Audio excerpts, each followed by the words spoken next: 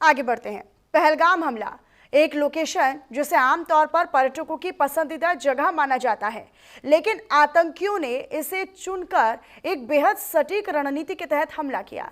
अब एनआईए की जांच में बड़ा खुलासा हुआ है।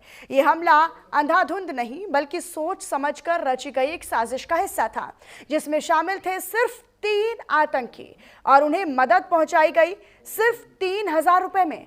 नेशनल इन्वेस्टिगेशन एजेंसी यानी एनआईए की जांच में सामने आया है कि इस हमले में 3 आतंकवादियों की भूमिका थी। उन्होंने पहलगाम को इसीलिए चुना क्योंकि ये टूरिस्ट हब है, यानी पर्यटकों का सबसे ज्यादा पसंदीदा क्षेत्र। शहर से दूर है और वहां सुरक्षा बलों की तैनाती भी कम ही होती है। इसका सीधा फायदा आतंकियों को मिला और हमले को अंजाम दिया गया।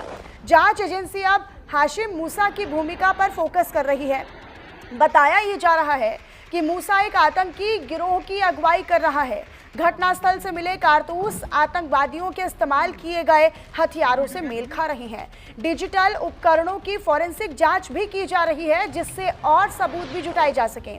पहलगाम हमला सिर्फ एक घटना नहीं, एक चेतावनी है कि आतंकी अब लो इन्वेस्टमेंट हाई इम्पैक्ट साजिशों की ओर बढ़ रहे हैं और अब सुरक्षा एजेंसियों को भी नए ढंग से सोचने की जरूरत है, क्योंकि अगला निशाना कहां होगा इसका अंदाजा लगाना आसान नहीं है।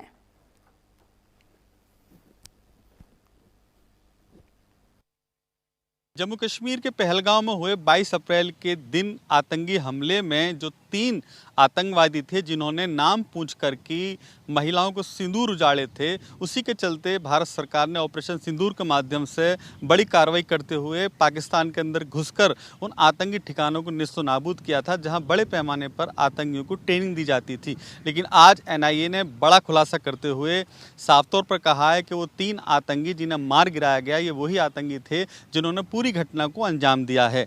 लेकिन इसके साथ साथ ये भी कहा है वरिष्ठ अधिकारियों ने एनआईए के कि इसके साथ जो भी लोग सम्मिलित थे, जिन लोगों ने पनाह दी थी, जिनके यहाँ पर आतंकी रुके थे, फिलहाल उनसे भी पूछताछ का सिलसिला भी जारी है, क्योंकि 3,000 रुपये लेकर के ही उन तीनों आतंकियों को अपने घर में पनाह दी गई थी।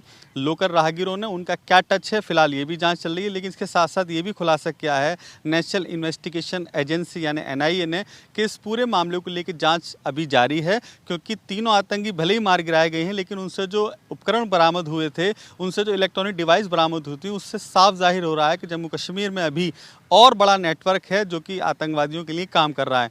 साथ के साथ एक बड़ा खुलासा ये भी किया है कि हाशिम मूसा नाम का वो शख्स जो कि बड़ी आतंकी संगठन चला रहा है और इसकी अगुवाई में ही तमाम नौजवान इसके लिए काम कर रहे हैं। तो वो कौन नौजवान हैं, कहाँ उनके सिलसिला जारी है, कहाँ वो आतंकी घटनाओं को अंजाम देने के लिए लगे हुए हैं। साथ के साथ हाशिम मूसा की भी जांच एनआईए कर रहा है। लेकिन ये माना जा रहा है जिस तरह से आज एनआईए के वरिष्ठ अधिकारियों ने इस बात की पुष्टि की है, बहुत जल्द इस पूरे मामले को लेकर और बड़े खुलासे हो सकते हैं।